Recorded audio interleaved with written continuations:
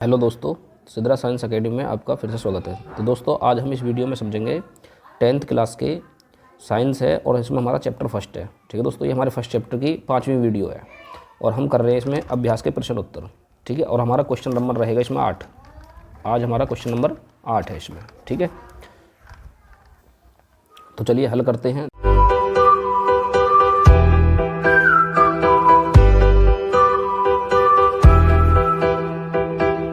देखिए question number 8 में क्या कह रहा है, निम्न अभिक्रियाओं के लिए संतुलित रासायनिक समीकरण लिखिए एवं प्रत्येक अभिक्रिया का प्रकार भी बताइए। ठीक है दोस्तों, तो हमें इसमें प्रकार भी बताना है और समीकरण भी लिखनी है। तो चलिए समीकरण लिखते हैं। सबसे पहले समीकरण। दोस्तों, यदि आपने हमारी इससे पहले की वीडियो नहीं देखी है तो आप इससे पहले की वीडियो देख लेना, लिंक आपको डिस्क्रिप्शन में मिल जाएगा, वहाँ से जाकर अपने नोटबुक में ठीक है सभी क्वेश्चनों को नोट कर लेना। चलिए देखिए, पोटेशियम ब्रोमाइड। ठीक है दोस्तों, तो पहला क्वेश्चन है हमारे पास पोटेशियम ब्रोमाइड। तो पोटेशियम ब्रोमाइड का सूत्र कैसे बनेगा, KBr। क्या बन जाएगा, KBr। ठीक है, कैसे बनेगा मैंने पिछली वीडियो में आपको समझा रखा है सब, तो आप पिछली वीडियो को ठीक है देख लेना। और उसके बाद दूसरी जो सूत्र है हमारे पास वो है बेरियम आयोडाइड। तो बेरियम आयोडाइड का सूत्र होता है BaI। ठीक है, BaI। अब हम लगाते हैं यहाँ तीर। तीर लगाने के बाद यहाँ दे रखा है पोटेशियम आयोडाइड, तो यहाँ सूत्र बन जाएगा दोस्तों KI। उसके बाद बेरियम ब्रोमाइड, तो सूत्र बन जाएगा BaBr। बेरियम ब्रोमाइड का BaBr। ठीक है, ऑलरेडी हमारे पहले से ही बैलेंस है, संतुलित है। देखो पोटेशियम का भी इधर 1 है, इसमें भी दोस्तों 1 है। ठीक है, Br, इसमें Br सब हमारा बराबर है। तो देखिए किस प्रकार की यह अभिक्रिया है। तो देखो इसमें क्या है, देखो पोटेशियम आयोडाइड के साथ जुड़ा हुआ है। ठीक है, तो यहाँ विस्थापन हो गया। इधर BaBr के साथ जुड़ा हुआ है तो विस्थापन हो गया। तो ये किस प्रकार की अभिक्रिया हो गई, ये हमारी द्विविस्थापन अभिक्रिया हो गई। कैसी हो गई, द्विविस्थापन। तो हम लिख देंगे अभिक्रिया का प्रकार द्विविस्थापन। द्विविस्थापन, द्विविस्थापन अभिक्रिया, द्विविस्थापन अभिक्रिया। ठीक है दोस्तों, ये द्विविस्थापन अभिक्रिया का एग्जाम्पल है। तो चलिए आगे नेक्स्ट समझते हैं हम जिंक कार्बोनेट। तो सबसे पहले हम समझेंगे हैं समीकरण। तो देखिए समीकरण क्या बनेगी इसकी। तो जिंक कार्बोनेट का सूत्र क्या बनेगा बताओ जल्दी से। जिंक कार्बोनेट का सूत्र बन जाएगा ZnCO3। ZnCO3। तीर लगाएंगे हम आगे।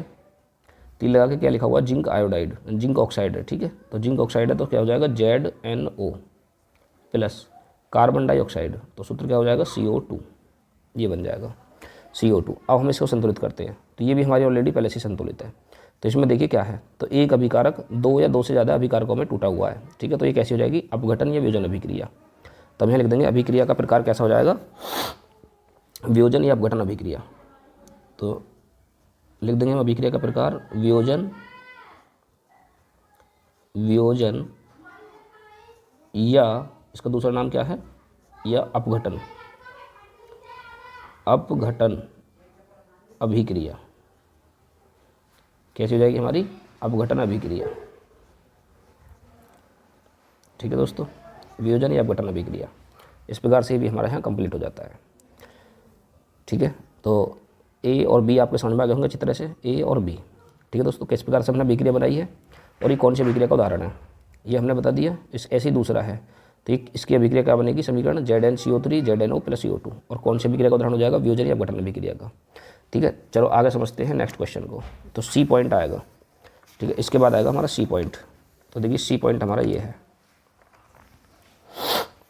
ठीक है, तो देखिए C पॉइंट क्या है, इसमें बनेगा हाइड्रोजन। पहले हम बनाते हैं समीकरण। तो समीकरण क्या है, समीकरण बनाएंगे पहले हाइड्रोजन के लिए H2 प्लस क्लोरीन के लिए दोस्तों Cl2 इसक्वल टू 3 लगाएंगे तो हाइड्रोजन क्लोराइड, तो HCl बनता है। हाइड्रोजन क्लोराइड का सूत्र HCl। संतुलित करेंगे इसे, हाइड्रोजन इधर 2 है, क्लोरीन भी 2 है, तो 2 करने के लिए हम इसमें 2 की गुणा कर देंगे, संतुलित हो जाएगी। तो कैसी अभिक्रिया है, तो इसमें देखिए 2 अभिकारक मिलकर के एक उत्पाद बना रहे हैं। तो कैसी हो जाएगी हमारी, योगात्मक, योगात्मक, योगात्मक या संयोजन अभिक्रिया, या संयोजन अभिक्रिया, योगात्मक संयोजन अभिक्रिया।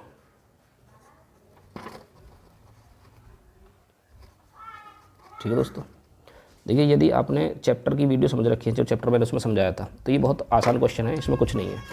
ठीक है, उसके बाद नेक्स्ट क्वेश्चन है, देखिए क्या है, नेक्स्ट क्वेश्चन क्या है देखिए, नेक्स्ट क्वेश्चन है हमारे पास में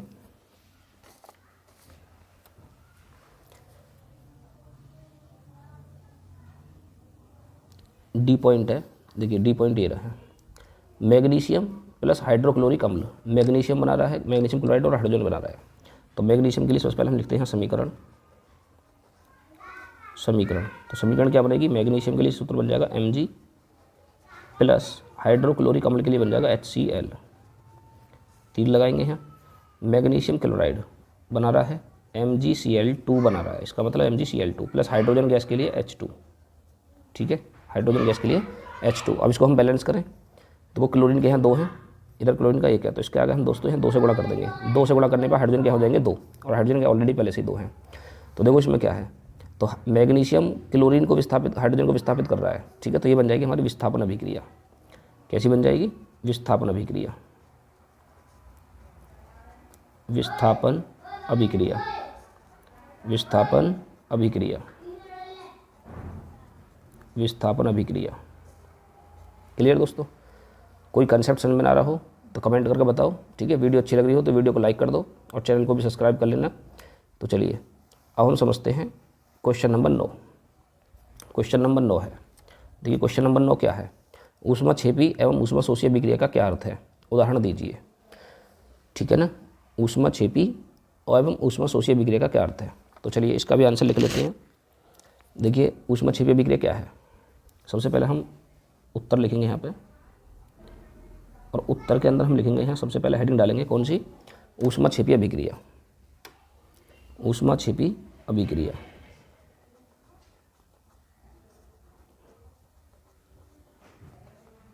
ऊष्माक्षेपी अभिक्रिया।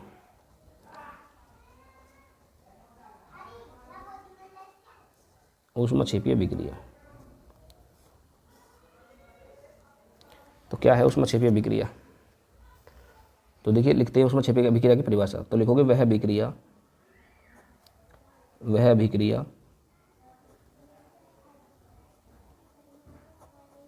जिसमें अभिकारक, जिसमें उत्पाद के साथ साथ, जिसमें उत्पाद के साथ साथ, वह अभिक्रिया जिसमें उत्पाद के साथ साथ ऊष्मा, क्या ऊष्मा भी उत्सर्जित होती है, बाहर निकलती है, ऊष्मा भी उत्पन्न होती है। क्या लिखेंगे, उत्पन्न होती है। ठीक है, ऊष्मा भी उत्पन्न होती है, उसे ऊष्माक्षेपी अभिक्रिया कहते हैं। उसे ऊष्माक्षेपी अभिक्रिया कहते हैं। उसमें ऊष्माक्षेपी अभिक्रिया कहते हैं, ऊष्माक्षेपी अभिक्रिया कहते हैं। ठीक है दोस्तों, ऊष्माक्षेपी अभिक्रिया समीकरण बनाएंगे इसके ऐसे ही। उदाहरण लेते हैं, तो उदाहरण क्या बन जाएगा इसके लिए, उदाहरण बन जाएगा हमारा CH4 प्लस किसके साथ क्रिया करा देंगे, O2 के साथ। तीर लगाएंगे यहाँ, तीर लगाने के बाद जो बनेगा हमारे इधर CO2 बनता है, और प्लस क्या बन जाएगा दोस्तों, H2O। CO2 plus H2O। Balance करें इसको, देखिए हाइड्रोजन के इधर 4 हैं, इधर हाइड्रोजन के 2 हैं। ठीक है, और इधर ऑक्सीजन के कितने हैं, 2। ठीक है, इधर 2 हैं, और इसमें कितने हैं, ऑक्सीजन के 2 और एक 3 है। तो सबसे पहले हम क्या करेंगे, सबसे पहले इसके आगे 2 से गुणा करेंगे हम यहाँ। जब 2 से गुणा करेंगे तो हाइड्रोजन के हो जाएंगे 4, 2 दूनी 4, और ऑक्सीजन के हो जाएंगे 2 और 2 4। ठीक है, तो 2 की गुणा हम इसके आगे कर देंगे यहाँ से, इस प्रकार से। और इसके साथ साथ यहाँ पे क्या निकलेगी, यहाँ पे ऊष्मा भी बाहर निकलेगी। क्या निकलेगी यहाँ पर, ऊष्मा। ठीक है, इसी प्रकार का हम और भी उदाहरण ले सकते हैं कि बिना बुझे चूने को जल में मिलाएंगे हैं, CaO प्लस H2O। तीर लगा के लिखेंगे तो यहाँ बन जाएगा CaOH का होल 2, कली चूना बन जाएगा, और प्लस ऊष्मा बाहर निकलती है। ठीक है, जैसे कि हम बाज़ार से कली चूना लेकर आते हैं खरीद गए, जो कली करते हैं मकानों पे पुताई करते हैं, तो वो वाली जो कली होती है तो बिना बुझी होती है, जब बाज़ार से लाते हैं उसमें हम घर पे लाके पानी डालते हैं, और पानी डालने के बाद जब हम देखते हैं तो उसमें क्या होती है, जो कली चूना होती है वो गर्म बनती है। ठीक है, जो चीज़ गर्म बनती है तो उसी को हम बोलते हैं ऊष्मा है। तो ऐसी अभिक्रियाओं को हम कहते हैं ऊष्माक्षेपी अभिक्रिया। ठीक है, चलिए आगे हम समझते हैं। नेक्स्ट क्वेश्चन है हमारे पास में, इसी में ही है, ऊष्माशोषी अभिक्रिया क्या है। देखिए इसमें ऊष्माशोषी अभिक्रिया दोनों के ऊपर पूछ रहा था ना, तो अब हम हेडिंग डालेंगे आगे ऊष्माशोषी अभिक्रिया। ऊष्माशोषी अभिक्रिया।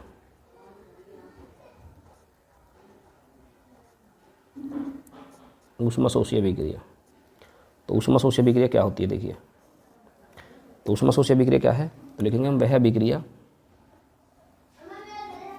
वह अभिक्रिया जिसमें वह अभिक्रिया जिसमें उत्पाद जिसमें वह अभिक्रिया जिसमें उत्पाद के साथ उत्पाद के लिए वह अभिक्रिया जिसमें वह अभिक्रिया जिसको पूर्ण होने के लिए जिसको पूर्ण होने के लिए ऊष्मा की आवश्यकता होती है ठीक है। तो जिसको पूर्ण होने के लिए ऊष्मा की आवश्यकता होती है उसी को हम ऊष्मा शोषी अभिक्रिया कहते हैं। मतलब इसमें ऊष्मा का शोषण होता है। ये अभिक्रिया हमारी तभी पूरी होगी जब इसको ऊष्मा मिलेगी। तो देखो कैसे समीकरण समझते हैं। एक हम लेते हैं मर्क्यूरिक ऑक्साइड जिसका ना सूत्र होता है HgO। और जब HgO को हम गर्म करते हैं, ऊष्मा देते हैं, इसमें ऊष्मा लिखेंगे हम यहाँ गर्म करने पे, तो यहाँ से क्या होता है, तो मरकरी अलग विस्थापित हो जाती है और प्लस ऑक्सीजन अलग विस्थापित हो जाएगी। ठीक है, तो संतुलित कर लें इसको। तो देखिए संतुलित करेंगे, यहाँ ऑक्सीजन के 2 हैं तो इसके आगे हम 2 से गुणा करेंगे और Hg के आगे भी फिर हम 2 से गुणा कर देंगे इस प्रकार से। तो जो ऊष्मा क्षेपीय अभिक्रिया होगी उसमें तीर के बाद ऊष्मा लिखा जाएगा। ठीक है, और जो ऊष्मा शोषी होगी उसमें तीर से पहले ऊष्मा लिखना होता है। ध्यान रखो, बस इतना हिंट याद रखिए, बाकी इसमें ज़्यादा कोई बड़ी बात नहीं है। ठीक है दोस्तों, तो क्वेश्चन समझ में आ गया होगा। स्क्रीनशॉट ले लो जल्दी से, फिर हम बढ़ते हैं क्वेश्चन नंबर आगे 10 की ओर। तो क्वेश्चन नंबर 10 है। देखिए क्वेश्चन नंबर 10 क्या कहता है, श्वसन को ऊष्मा क्षेपीय अभिक्रिया क्यों कहते हैं, वर्णन कीजिए। बहुत ही इंपॉर्टेंट क्वेश्चन है ये भी हमारा। श्वसन को ऊष्मा क्षेपीय अभिक्रिया क्यों कहते हैं, तो श्वसन को ऊष्मा क्षेपीय अभिक्रिया क्यों कहते हैं, जल्दी से बताओ कमेंट करके। ठीक है दोस्तों, तो श्वसन को ऊष्मा क्षेपीय अभिक्रिया क्यों कहते हैं, तो देखिए आप लिखोगे यहाँ श्वसन को ऊष्मा क्षेपीय अभिक्रिया कहते हैं क्योंकि, उत्तर में क्या लिखोगे यहाँ कि जी श्वसन को ऊष्मा क्षेपीय अभिक्रिया हम इसलिए कहते हैं क्योंकि जब हम सांस लेते हैं तो सांस लेने के साथ साथ जो हमारी गैस बाहर निकल के आती है CO2 गैस, ठीक है, तो CO2 गैस के साथ ऊष्मा भी बाहर निकलती है। ठीक है, इसलिए हम इसको श्वसन को ऊष्मा क्षेपीय अभिक्रिया कहते हैं। तो लिखोगे कि श्वसन को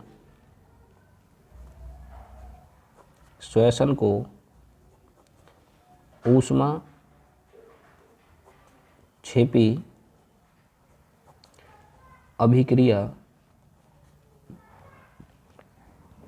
क्षेपीय अभिक्रिया कहते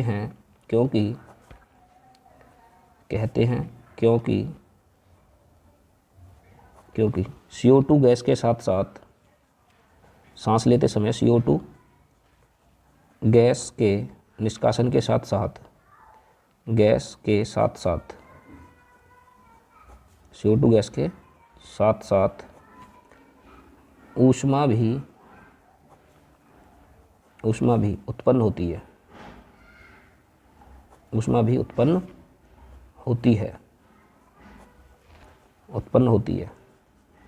ठीक है, तो इसलिए हम इसको क्या कहते हैं, ऊष्मा क्षेपीय अभिक्रिया कहते हैं।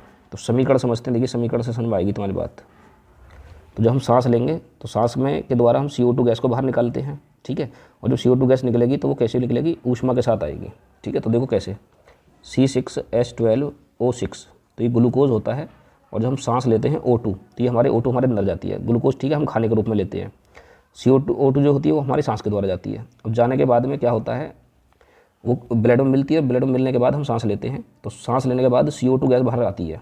क्या आती है, CO2 गैस बाहर आती है और प्लस H2O भी बाहर आता है। ठीक है, H2O के साथ साथ इसमें क्या आएगा, ऊष्मा भी या ऊर्जा भी उत्पन्न होती है। ठीक है, ऊर्जा कह दो या इसको दोस्तों ऊष्मा भी कह सकते हैं। ठीक है, दोनों प्रकार से हम इसको लिख देते हैं। बैलेंस कर लेंगे यहाँ, ये C6 है तो कार्बन के 6 हैं तो हम इसमें 6 गुणा कर देंगे यहाँ। ठीक है, कार्बन के 6 हैं, हाइड्रोजन के इधर 12 हैं तो इधर में भी हम 6 से गुणा कर देंगे तो ये जाएंगे 6 दूनी 12। ठीक है, ऑक्सीजन कितने हैं हमारे, 6 दूनी 12 और 6 18, और हमारे पास यहाँ 6 हैं तो हम 6 गुणा यहाँ कर देंगे, 6 दूनी 12 और 6 18, इस तरह से हो जाएगी। ठीक है, तो इसमें ये जो है ग्लूकोज है, ये क्या है, ग्लूकोज, ये वायु जिसको हम ऑक्सीजन कहते हैं, ये कार्बन डाइऑक्साइड गैस है, कार्बन डाइऑक्साइड, ये क्या है, कार्बन डाइऑक्साइड, और ये क्या है दोस्तों, जल।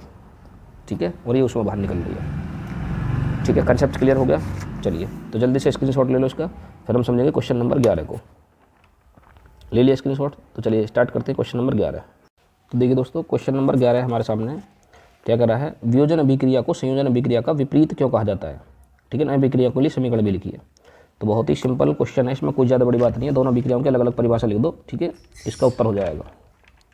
तो उत्तर है, तो उत्तर के लिए हम सबसे पहले हेडिंग डालेंगे वियोजन अभिक्रिया। वियोजन अभिक्रिया, वियोजन अभिक्रिया, वियोजन अभिक्रिया, ठीक है ना, वियोजन अभिक्रिया। तो देखिए परिभाषा समझोगे तो ये अपना आप क्वेश्चन क्लियर हो जाएगा, ठीक है। तो ध्यान से समझते रहिए, वीडियो को स्किप मत करना, पूरी वीडियो को देखो और सभी क्वेश्चन आपके कवर हो जाएंगे इस वीडियो में। तो वियोजन अभिक्रिया क्या है, तो लिखोगे वह अभिक्रिया जिसमें, वह अभिक्रिया जिसमें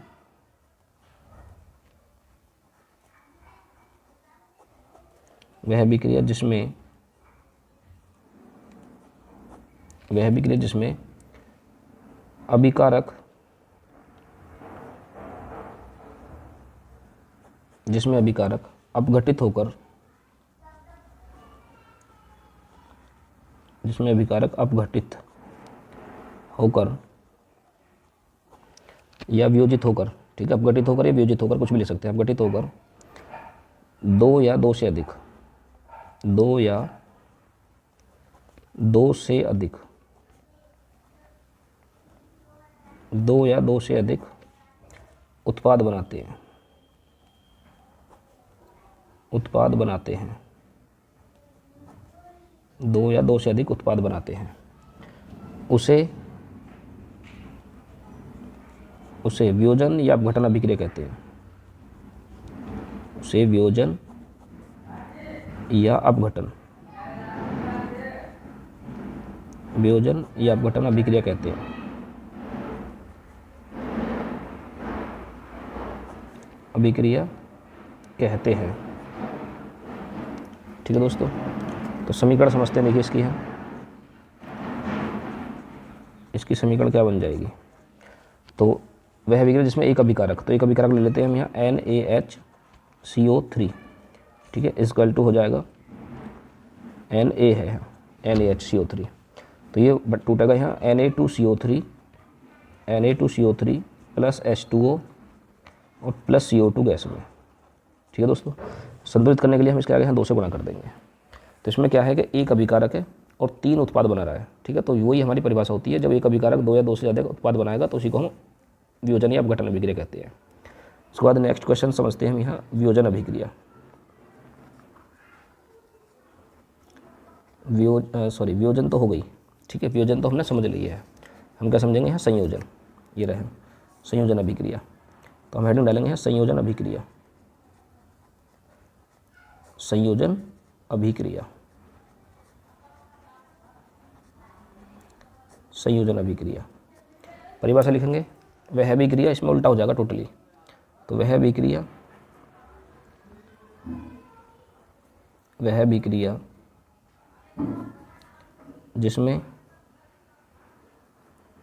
जिसमें दो या दो से अधिक अभिकारक, दो या दो से अधिक, इसमें दो या दो से अधिक अभिकारक मिलकर एक या सिंगल, ठीक है, सिंगल ही बोल सकते हैं, एक ही बोल सकते हैं, सिंगल या एक उत्पाद बनाते हैं, सिंगल उत्पाद बनाते हैं, सिंगल उत्पाद बनाते हैं, तो उसे या उन्हें, तो उसे वियोजन या संयोजन, संयोजन है संयोजन, तो उसे संयोजन या योगात्मक भी कह सकते हैं, या योगात्मक, इसका दूसरा नाम क्या है, योगात्मक अभिक्रिया, अभिक्रिया कहते हैं, ठीक है, उसे संयोजन या योगात्मक अभिक्रिया कहते हैं। एग्जाम्पल देखिए परिभाषा उल्टी हुई है तो हम उदाहरण को भी उल्टा कर देंगे, ठीक है, यही रिएक्शन हमारी बन जाएगी इसमें। तो हम क्या करेंगे, Na2CO3 प्लस H2O और प्लस CO2 गैस लेंगे और इन दोनों को मिला के हम क्या करेंगे, क्रिया करा देंगे, तो हमारा बनाएगा यहाँ NaHCO3, ठीक है दोस्तों। बैलेंस करने के लिए इसके आगे 2 से गुणा कर देंगे। तो इस प्रकार से हमारा क्वेश्चन भी कंप्लीट हो गया है, ठीक है। इसका आंसर यही बनेगा। क्या है क्वेश्चन हमारा, देखिए, संयोजन अभिक्रिया को वियोजन अभिक्रिया का विपरीत क्यों कहा जाता है, इन अभिक्रियाओं के लिए समीकरण लिखिए। तो हमने कर दिए, तो हम लिख सकते हैं इसमें आंसर हो जाएगा, संयोजन अभिक्रिया को वियोजन अभिक्रिया का उल्टा या विपरीत कहा जाता है, क्योंकि वियोजन में अभिकारक टूटकर दो या दो से अधिक उत्पाद बनाते हैं, जबकि संयोजन अभिक्रिया में दो या दो से अधिक अभिकारक मिलकर एक उत्पाद बनाते हैं। ठीक है, दोस्तों उल्टे दूसरे को उल्टे हैं। अब देखिए आगे नेक्स्ट क्वेश्चन है हमारे पास में क्या, उन वियोजन अभिक्रियाओं के एक एक समीकरण लिखिए। उन वियोजन अभिक्रियाओं के लिए एक एक समीकरण लिखिए जिनमें ऊष्मा, प्रकाश एवं विद्युत के रूप में ऊर्जा प्रदान की जाती है। ठीक है दोस्तों, तो चलिए इसको भी समझते हैं। ठीक है दोस्तों, चलो उत्तर समझते हैं इसका भी। तो हम डालते हैं सबसे पहले यहाँ उत्तर। तो उन वियोजन अभिक्रियाओं के एक एक समीकरण लिखिए जिनमें ऊष्मा, प्रकाश एवं विद्युत के रूप में ऊर्जा प्रदान दी जाती है। चलो ठीक है, तो सबसे पहले हम यहाँ डालते हैं फर्स्ट नंबर। ठीक है, सबसे फर्स्ट नंबर पर लिखेंगे हम वियोजन अभिक्रिया। वह वियोजन अभिक्रिया, लिख दो वियोजन अभिक्रिया, वियोजन अभिक्रिया जिसमें ऊष्मा,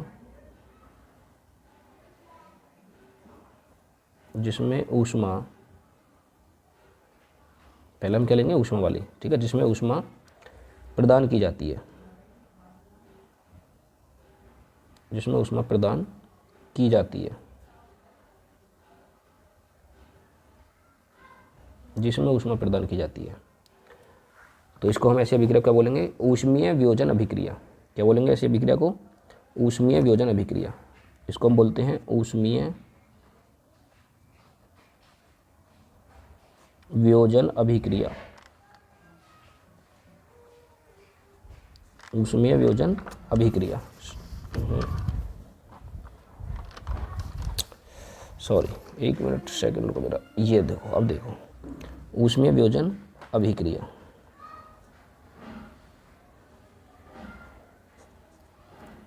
ठीक है दोस्तों, तो इसका दूसरा नाम क्या हो जाएगा, ऊष्मीय वियोजन अभिक्रिया। तो देखो इसमें अब इसका उदाहरण समझते हैं भैया। तो इसका जो उदाहरण बनेगा, तो इसकी समीकरण क्या बनेगी,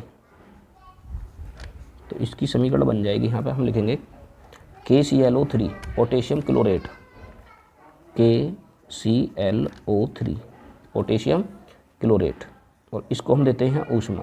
क्या देते हैं, ऊष्मा। ठीक है, ऊष्मा देंगे तो बनाएगा यहाँ KCl+O2।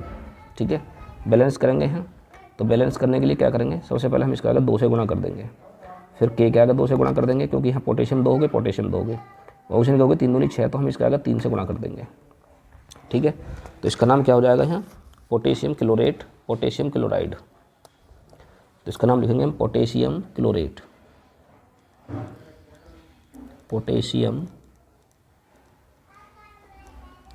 क्लोरेट। इसका नाम हो जाएगा पोटेशियम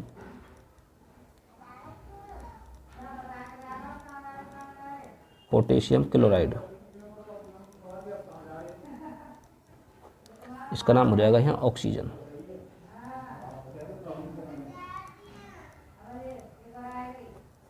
ऑक्सीजन। ठीक है, तो इस तरह से हमने पहले क्वेश्चन को हल कर लिया है। इसी में है विद्युत के रूप में। ठीक है, तो अगली बार हम विद्युत के रूप में समझते हैं। तो देखिए क्या है, नंबर 2 को समझते हैं। तो नंबर 2 में देखिए क्या है, वियोजन अभिक्रिया जिसमें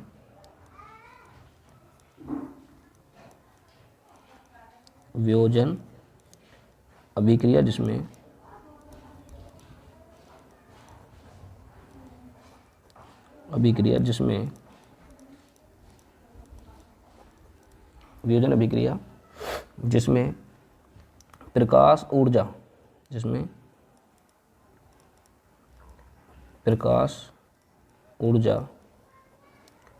प्रदान की जाती है। ठीक है, प्रकाश ऊर्जा प्रदान की जाती है। तो ऐसे विक्रिया को हम बोले हैं प्रकाश अपघटन या प्रकाश रासायनिक अपघटन। ऐसे विक्रिया को बोलते हैं प्रकाश अपघटन,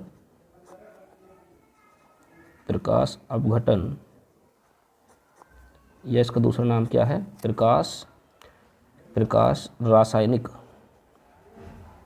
क्या नाम हो जाएगा, प्रकाश रासायनिक अपघटन, प्रकाश रासायनिक अपघटन अभिक्रिया। ठीक है, तो चलो इसका उदाहरण समझते हैं। तो देखिए इसका उदाहरण बन जाएगा, समीकरण समझते हैं। समीकरण ही पूछ रहा है इनमें केवल। वैसे तो मैं इनको समय तुम्हें इसकी वीडियो फर्स्ट में और सेकंड में समझा ही चुका हूँ इन चीज़ों को, ठीक है ना। यदि आपको इनकी परिभाषा भी समझनी है, पूरे एक्सप्लेनेशन विद एग्जाम्पल समझना है, तो इसकी जो पिछली वीडियो है उन्हें जाकर देख लेना, वहाँ से दोस्तों सब चीज़ मिल जाएगी, ठीक है। तो CH4 उदाहरण लेते हैं, CH4 प्लस क्लोरीन गैस के साथ क्रिया कराते हैं। तो यहाँ हम क्या है, तो जब ये अभिक्रिया होती है इसके लिए सूर्य का प्रकाश की आवश्यकता पड़ती है। सूर्य का प्रकाश, हम उसके ऊपर लिख देंगे हैं सूर्य का प्रकाश, वहाँ से ऊष्मा मिलेगी इसको। तो जब ऊष्मा मिलती है तो ये क्या बनाएगा, यहाँ से मेथिल क्लोराइड बना देगा दोस्तों, CH3Cl, और प्लस क्या बनाएगा, HCl, ठीक है। तो ये बन गई है मैथेन गैस, ये बन गई है क्लोरीन, और ये बन जाएगा यहाँ मेथिल क्लोराइड,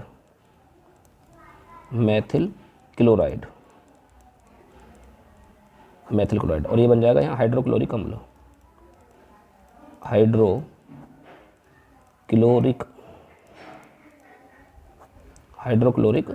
अम्ल, ठीक है, क्लियर।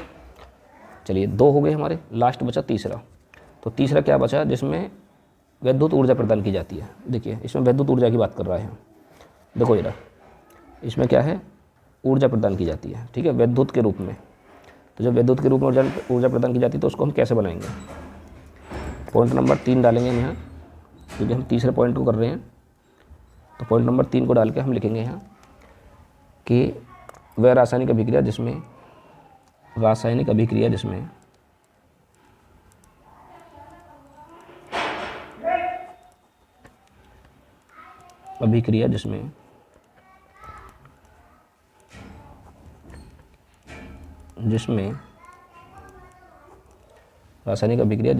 वैद्युत ऊर्जा प्रदान की जाती है,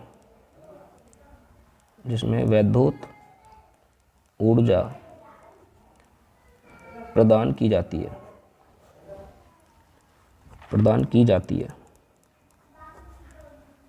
वैद्युत ऊर्जा प्रदान की जाती है, ठीक है। इसको हम क्या बोलेंगे, वैद्युत अपघटन। क्या बोलेंगे इसको, वैद्युत अपघटन। इसको हम बोलेंगे वैद्युत अपघटन। समीकरण देखिए, H2O, ठीक है, और इसका हम वैद्युत धारा प्रभावित करते हैं। इसमें क्या डालेंगे, इसमें वैद्युत धारा। जब वैद्युत धारा डालते हैं तो ये टूट जाएगा हमारा 2H2 में और प्लस O2 में, ठीक है दोस्तों। इसको संतुलित करने के लिए यहाँ 2 लगा देंगे और ये हो जाएगा हमारा जल। ये क्या है, हाइड्रोजन, ये हो जाएगा यहाँ ऑक्सीजन, ठीक है, क्लियर। तो देखिए दोस्तों क्वेश्चन नंबर 13 है आपकी बार हमारा, क्या कह रहा है, देखिए क्वेश्चन नंबर 13। सबसे पहले तो समझ लीजिए कि हमारा इंपॉर्टेंट क्वेश्चन है, ठीक है दोस्तों, वेरी इंपॉर्टेंट क्वेश्चन है। तो वो क्या कह रहा है, विस्थापन एवं द्विविस्थापन अभिक्रियाओं में क्या अंतर है, इन अभिक्रियाओं के समीकरण लिखिए। चलो ये भी हमारा बहुत ईजी है, देखिए कैसे बनेगा ये क्वेश्चन, इसका आंसर हम कैसे लिखेंगे। तो सबसे पहले हम हेडिंग डालेंगे यहाँ विस्थापन अभिक्रिया। क्या डालेंगे हेडिंग, विस्थापन अभिक्रिया, विस्थापन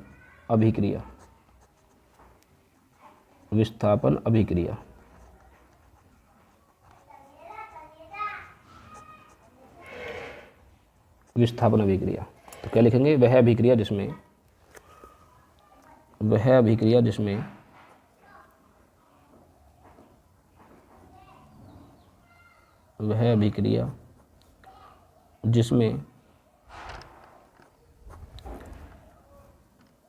एक अभिकारक, ठीक है, जिसमें अधिक क्रियाशील अभिकारक, ऐसे लिखिए, जिसमें अधिक क्रियाशील अभिकारक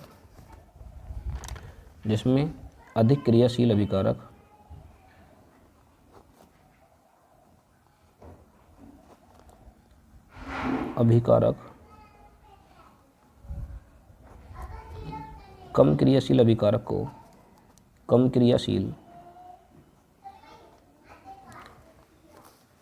वह अभिक्रिया जिसमें अधिक क्रियाशील अभिकारक या अधिक क्रियाशील परमाणु, ठीक है, इसकी जगह हम क्या लिख सकते हैं, परमाणु भी लिख सकते हैं यहाँ पे, क्रियाशील परमाणु, कम क्रियाशील परमाणु को या अभिकारक को, परमाणु को उसके स्थान से उसके स्थान से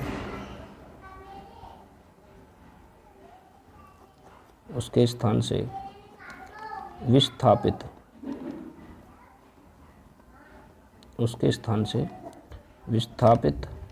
कर देता है। उसके स्थान से विस्थापित कर देता है, ठीक है, उसे विस्थापन अभिक्रिया कहते हैं। उसे विस्थापन अभिक्रिया कहते हैं।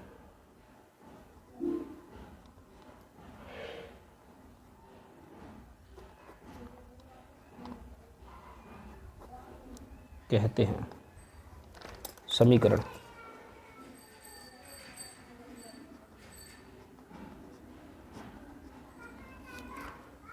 देखिए, हम लेते हैं यहाँ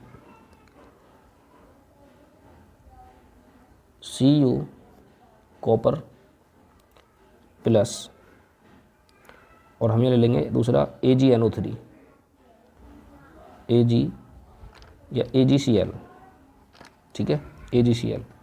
जब हम क्रिया कराएंगे यहाँ तो ये बन जाएगा यहाँ CuCl2 और प्लस Ag कर देगा विस्थापित अलग, ठीक है।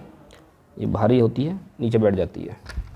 इसी प्रकार से हमने बहुत सारे एग्जाम्पल पीछे भी करे हैं। देखिए, एग्जाम्पल हमने इस तरह से ये भी करा था कि Fe प्लस CuSO4, इसी का एग्जाम्पल था, ठीक है, प्लस CuSO4, तो यहाँ बन जाएगा FeSO4 प्लस Cu, ठीक है दोस्तों, ये भी इसी का उदाहरण है। तो ये कर लो, कोई सा भी कर लो, जौन सा आपको आसान लगे, ठीक है। तो चलिए आगे हम समझते हैं, हेडिंग डालेंगे अब यहाँ द्विविस्थापन अभिक्रिया।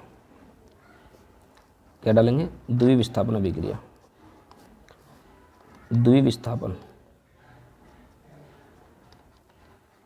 द्विविस्थापन अभिक्रिया, ठीक है। ये अगर आपको और ज़्यादा डिटेल से समझनी है दोस्तों, तो ये हमारी वीडियो नंबर 1 और 2 में मिल जाएंगी, ठीक है। इस चैप्टर की वीडियो नंबर 1 और 2 में, तो या तो आप प्ले लिस्ट में जाकर देख लीजिए, वहाँ आपको सभी वीडियो मिल जाएंगे क्रम से, या आप लिंक मिल जाएगा डिस्क्रिप्शन में, वहाँ जाकर देख लेना, ठीक है। वहाँ से ज़रूर देख लेना, ये आपके अच्छी तरह समझ में आ जाएंगे और बढ़िया, क्योंकि यहाँ तो मैं क्वेश्चन करा रहा हूँ, थोड़ी सी स्पीड से हमें कराने पड़ते हैं क्योंकि अभ्यास खत्म करनी होती है, ठीक है। तो वहाँ मैंने अच्छी तरह से समझाएं सब उदाहरण सहित। तो यहाँ पे और उसमें थोड़ा सा अंतर आ जाता है, क्योंकि यहाँ हम एक्सरसाइज के सवालों को कर रहे हैं, तो हम प्रश्नों के उत्तर लिख रहे हैं यहाँ पे, ठीक है ना। वहाँ हमने चैप्टर को समझाया था। तो देखिए, इसकी परिभाषा ये तुम्हारे लिए छोड़ दी है मैंने, ठीक है। द्विविस्थापन अभिक्रिया क्या होती है समझा दे रहा हूँ, लिख लेना तुम खुद। तो वह अभिक्रिया जिसमें दोनों अभिकारकों के मध्य, दोनों अभिकारक परमाणुओं के मध्य, ठीक है, आयनों का आदान प्रदान होता है, तो उसी को हम द्विविस्थापन अभिक्रिया कहते हैं। तो जब दोनों परमाणुओं के आयनों का आदान प्रदान होता है तो उसको विस्थापन अभिक्रिया कहेंगे। कैसे होगी देखिए समीकरण, तो इसकी समीकरण ये बन जाएगी कि इधर तो हम ले लेते हैं, जैसे कि मान लो हमने ले लिया FeCl2 और इधर ले लेते हैं हम यहाँ CuSO4, ठीक है। 2 अभिकारक हमने इस तरह से ले लिए। तो क्या होगा कि ये Fe जो है ये यहाँ से CuSO4 के साथ चला जाएगा, बनाएगा FeSO4 आयरन सल्फेट, और ये कॉपर क्लोरीन के साथ चला जाएगा, तो ये बनाएगा यहाँ CuCl2, ठीक है दोस्तों। इस प्रकार से तो इसमें Fe चला गया Cu के साथ, SO4 के साथ, और Cu चला गया क्लोरीन के साथ। तो इस प्रकार से दोनों परमाणु के आयनों का आदान प्रदान हो जाता है। जब आयनों का आदान प्रदान होगा उसी को हम बोलेंगे द्विविस्थापन अभिक्रिया, ठीक है। देखिए, अब जल्दी से स्क्रीनशॉट ले लो, हम अगले क्वेश्चन की ओर बढ़ते हैं। अगला क्वेश्चन क्या कहता है हमारा, क्वेश्चन नंबर 14। देखिए, क्वेश्चन नंबर 14 क्या कहता है कि सिल्वर के शोधन में सिल्वर नाइट्रेट के विलयन से सिल्वर प्राप्त करने के लिए कॉपर धातु का विस्थापन किया जाता है। इस अभिक्रिया के लिए समीकरण लिखिए। तो बहुत ही ईजी है, ठीक है। तो देखिए, सिल्वर के शोधन में सिल्वर नाइट्रेट, तो सिल्वर नाइट्रेट का सूत्र होगा AgNO3, ठीक है, के विलयन में सिल्वर प्राप्त करने के लिए कॉपर धातु द्वारा विस्थापन किया जाता है। तो प्लस Cu की क्रिया करा देंगे हम यहाँ। तो जब Cu की क्रिया कराएंगे तो क्या बनाएगा CuNO3 का होल 2, और प्लस क्या बनाएगा Ag, ठीक है ना। Ag नीचे बैठ जाएगी, इससे हमें इसको अलग कर लेंगे, यहाँ शुद्ध Ag प्राप्त हो जाती है। तो NO3 के 2 हैं, हम यहाँ 1 है, तो इसके आगे 2 से गुणा कर देंगे, और ऐसे ही Ag के आगे 2 से गुणा कर देंगे। ये इसका समीकरण बन गई है, ठीक है। अच्छा, अब आगे देखिए, क्वेश्चन नंबर 15 है, अवक्षेपण अभिक्रिया से आप क्या समझते हैं, ठीक है दोस्तों। क्वेश्चन नंबर 15 है, अवक्षेपण अभिक्रिया से आप क्या समझते हैं, उदाहरण देकर समझाइए। और उसके बाद हमारा क्वेश्चन नंबर ये इधर है, देखिए क्वेश्चन नंबर इधर है हमारे पास 16, ठीक है, और ये क्वेश्चन नंबर 17, और ये क्वेश्चन नंबर हमारा 18, और 18 के बाद ये क्वेश्चन नंबर दोस्तों 19, ठीक है, और 20, इन सभी क्वेश्चनों के आंसर समझेंगे हम नेक्स्ट वीडियो में, ठीक है। यदि हमारी वीडियो आपको अच्छी लगी हो, कुछ अच्छी जानकारी लगी हो, तो वीडियो को लाइक कर दो, ठीक है। यदि आप हमारे चैनल पर पहली बार आए हो दोस्तों, चैनल को भी सब्सक्राइब कर लो, ताकि हमारी तरफ से इसी प्रकार की आने वाली वीडियो आप सबसे पहले देख सकें, क्योंकि हम इसी तरह की आपको डेली एक वीडियो देते रहते हैं, जिससे आपके बोर्ड की जो पढ़ाई है उसको बहुत ही सरल बना रहे हैं, ठीक है दोस्तों। तो आप जुड़ के देखिए हमारे चैनल के साथ, बहुत कुछ सीखने को मिलेगा आपको, बहुत कुछ नया कंटेंट सीखने को मिलेगा, और आपकी बोर्ड परीक्षा में भी बहुत अच्छे मार्क्स आपको मिलेंगे, ठीक है दोस्तों। क्योंकि इन जो क्वेश्चन हम करा रहे हैं सभी एनसीईआरटी के क्वेश्चन हैं, एनसीईआरटी बुक हम समझा रहे हैं, और एनसीईआरटी से बाहर आपका पेपर में कुछ नहीं आता है, ये समझ लीजिए। बहुविकल्प हो, अति लघु या विस्तृत का क्वेश्चन हो, कोई भी तुम्हारा एनसीईआरटी बुक से बाहर नहीं जाएगा दोस्तों, ठीक है। तो हम जो पाठ्यनिहित प्रश्न, अभ्यास के प्रश्न, उसके बाद भी जो मॉडल से इंपॉर्टेंट क्वेश्चन होते हैं वो सभी हम आपके साथ लेकर आते हैं, ठीक है, शेयर करते हैं, ठीक है दोस्तों। तो चलिए तब तक के लिए धन्यवाद, मिलते हैं अब नेक्स्ट वीडियो में।